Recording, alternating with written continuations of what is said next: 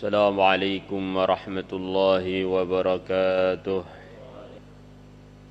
الحمد لله نحمده ونستعينه ونستغفره ونؤمن به ونتوكل عليه ونعوذ بالله من شرور أنفسنا ومن سيئات أعمالنا. من يهده الله فلا مضل له ومن يضلله فلا هادي له. أشهد أن لا إله إلا الله وحده لا شريك له وأشهد أن سيدنا ومولانا وحبيبنا وصفينا وسندنا محمدا عبده ورسوله وصفيه وخليله. اللهم صل وسلم على سيدنا محمد وعلى آله وصحابه والتابعين والناصرين لسنته بالقول والفعل والتضحية إلى يوم الدين. أما بعد، فقد قال في كتابه الكريم: ومن يطع الله ورسوله ويخشى الله ويتقه فأولئك هم الفائزون.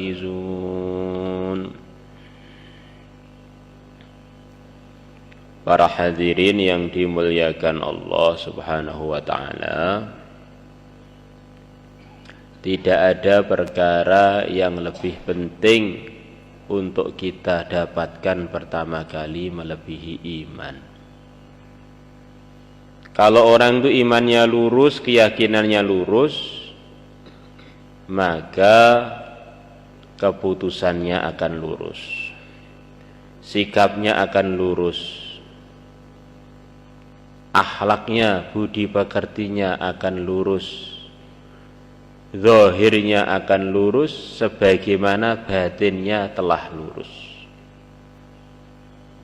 Maka di dunia ini tidak ada yang lebih lurus imannya melebihi para anbiya, maka tidak ada yang lebih baik melebihi mereka. Selepas mereka adalah murid-murid mereka, para sahabat-sahabat mereka. Orang yang imannya lurus selepas para anbiya, maka selepas para anbiya tidak ada yang lebih baik melebihi muridnya para anbiya. Meyakini dengan keyakinan yang sebenar-benarnya bahwa selain Allah itu tidak bisa buat apa-apa. Selain Allah hakikatnya tidak ada, diadakan oleh Allah. Sebagaimana dulu dia tidak ada kemudian diadakan, sebelum ada tidak bisa berbuat apa-apa, selepas ada juga tanpa Allah tidak bisa berbuat apa-apa, baik pun mendatangkan manfaat ataupun menolak madarat. Kalau orang imannya benar, akhirnya dia memahami perkara ini. Akhirnya dia dapat hidayah, dapat bimbingan dengan sebab iman dia. Oh, kalau begitu berarti hajat saya, keperluan saya yang sebenarnya adalah dengan Allah. Memperbaiki hubungan dengan Allah itulah yang terpenting. Pergi ke rumah, di rumah ada masalah, oh ini yang mendatangkan Allah, yang bisa menyelesaikan hanya Allah, maka saya akan minta kepada Allah dengan memperbaiki hubungan saya dengan Allah. Insyaallah semuanya niat para hadirin. Datang ke tokonya, datang ke kantornya, maka melihat kemerosotan-kemerosotan, perkara yang mengecewakan. Oh ini yang datangkan Allah ini, yang bisa menyelesaikan hanya Allah. Maka saya akan minta kepada Allah untuk menyelesaikan masalah toko kantor saya dengan memperbaiki hubungan dengan Allah. Dan Allah Subhanahu wa ta'ala sudah menutup semua jalan untuk memperbaiki hubungan dengannya, kecuali dengan satu jalan saja, yaitu dengan jalan yang telah ditunjukkan oleh yang mulia Nabi besar Muhammad sallallahu alaihi wasallam, mengamalkan Islam dalam kehidupan kita. Kalau agama yang dibawa Nabi kita praktekkan, Allah akan ridha, Allah akan menolong kita, Allah akan membela kita, Allah akan memberikan keuntungan-keuntungan kepada kita, Allah akan memaafkan dosa-dosa kita, dan Allah akan masukkan kita ke surganya sebagaimana yang telah dijanjikan Allah dalam Quran-Qur'annya. Untuk siapa? Untuk orang-orang yang baik hubungannya dengan Allah, dengan mempraktekkan, mengamalkan agama yang telah dibawa oleh yang mulia Nabi besar Muhammad sallallahu alaihi wasallam. Wa may yuti'illaha wa rasulahu wa yakhshallaha wa yattaqihi fa ulaika humul faizun. Allah akan beri kesuksesan. Wa may yattaqillaha yaj'al lahu min amrihi yusra. Allah akan beri kemudahan. Wa may yattaqillaha yukaffir anhu sayyi'atihi wa yu'dzim lahu ajra. Allah akan ampuni dosa dan akan membesarkan pahalanya orang yang takwa. Tambah takwa, tambah besar pahalanya. Allah akan memberi jalan keluar dari kesulitan-kesulitannya dan akan beri rezeki dari tempat yang dia tidak nyangka. Wa may yattaqillaha yaj'al lahu makhraja wa yarzuqhu min haitsu la yahtasib. Allah akan beri keberkahan-keberkahan dari langit, dari bumi kepada orang-orang yang takwa. Walau anna ahlal qura amanu wattaqaw la fatahna 'alaihim barakatim minas sama'i wal ardh. Insyaallah semuanya niat para hadirin. Hajat kita yang sebenarnya hanya kepada Allah, dan Allah akan perhatikan hajat-hajat kita kalau kita mengamalkan agama yang telah dibawa oleh Rasulullah sallallahu alaihi wasallam. Biar kita mudah amal agama, langkahnya pertama kali bagaimana kita ini selalu ingat mati.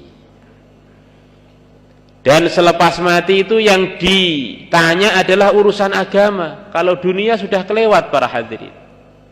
Kantor kita sudah kita tinggal, sawah kita sudah kita tinggal, pekerjaan sudah kita tinggal.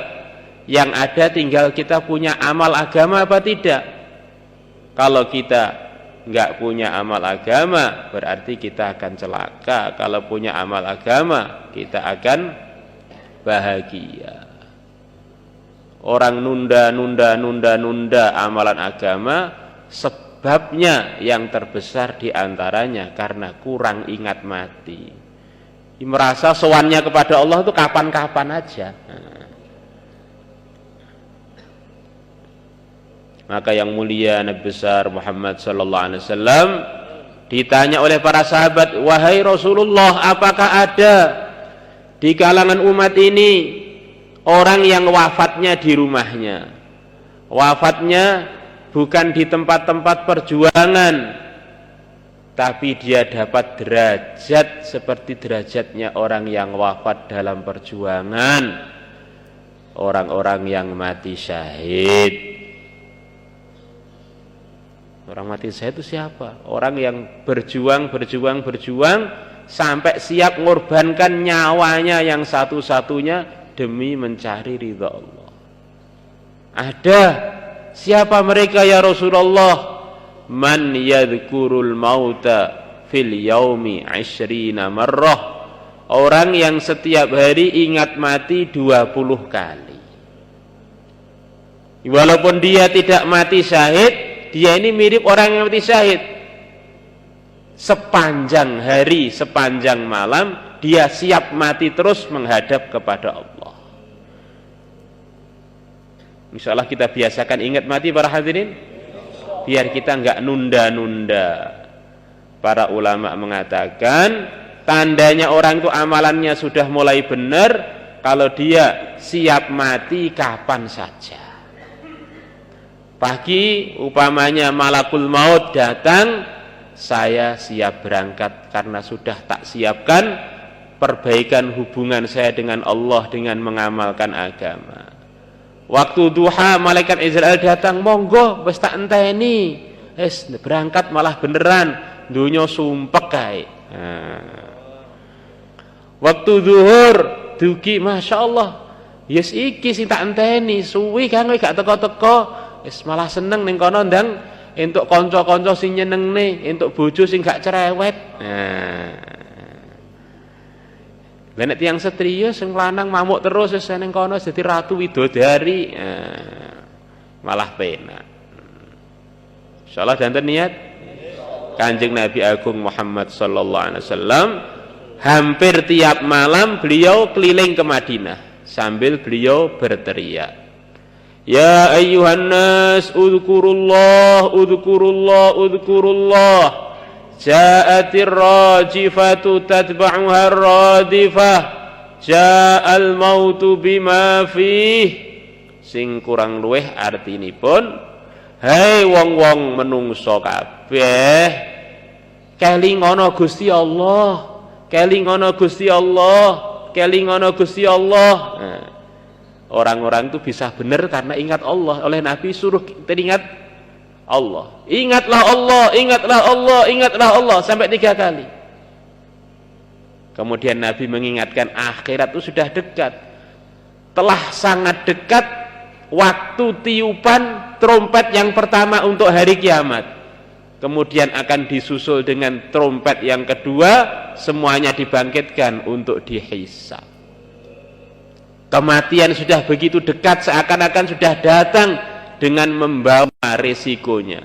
Selepas mati semuanya akan ditanya pertanggungan jawaban amalannya. Suruh ngingati Allah dan suruh persiapan mati. Itu hari-hari Nabi di Madinah mengingatkan para sahabat. Para sahabat wali-wali Allah yang terbesar itu disuruh ingat mati. Nah, kalau kita ini wali ini gung tentu elinge mati gak patek tahu lah, ini gawat. Jadi kalau waktu itu 24 jam tiap hari, kalau 20 kali ingat mati berarti tiap jam lebih sekali kita mengingati mati. Masya Allah, dihitung sendiri aja. Kalau orang-orang Jawa bilang, weh aja omong mati gak apik piye. Nek gak omong mati apa umure dadi dawa. Mati niku mboten diomong tetep teko, tapi nek gak tau diomong teko-teko ora siap. Kaget begitu mati teko kaget. Nek diomong terus kita berharap akhiripun enten persiapan mati, persiapan akhirat. Insyaallah para hadirin, di antara perkawis sing dadosaken tiyang niku gampil ngamalaken agami nggih punika nek mboten keyuyun kalih donya. Kalau dia ini tidak tergoda dengan dunia, maka termasuk perkara yang selalu diingatkan oleh Nabi, jangan tergiur dengan dunia. Karena dunia ini memang menggiurkan, tapi jangan tergiur. Fa inna dunya hulwatun khadirah, manis dan hijau itulah dunia. Karena kenikmatannya adalah kenikmatan yang menipu, godaannya adalah godaan yang menipu dan sangat sementara. Mata'ul ghurur, nikmat yang sementara, nikmat yang menipu. Begitu ada pertemuan di dunia ini, ingat-ingat sebentar lagi akan ada perpisahan. Suami istri jadi pengantin, perasaannya dunia adalah milik kami berdua. Jangan begitu, sebentar lagi di antara kalian berdua mesti akan ada yang nangis karena ditinggal oleh satunya. Begitu di dunia ini kita sampai di dunia, keluar dari perut ibu kita di dunia, sepertinya sudah sampai, padahal mau berangkat itu. Begitu sampai dunia berarti mau meninggalkan dunia. Mau nggak mau begitu itu. Dan kita ini adalah anak-anaknya, cucu-cucunya, saudara-saudaranya orang-orang yang telah meninggal dunia. Kalau kakek-kakeknya sudah meninggal, masa cucunya tidak meninggal? Ya akan nyusul. La ilaha illallah. Begitu kita ngerasa sehat, ingat-ingat sebentar lagi kita akan ngerasakan sakit. Sehatnya juga nggak awet. Saya punya obat. Loh, apa kamu nggak tahu? Biasanya orang yang sakit itu karena orang yang sakit itu malah minum obat itu bukan malah yang sehat. Yang sehat nggak minum obat.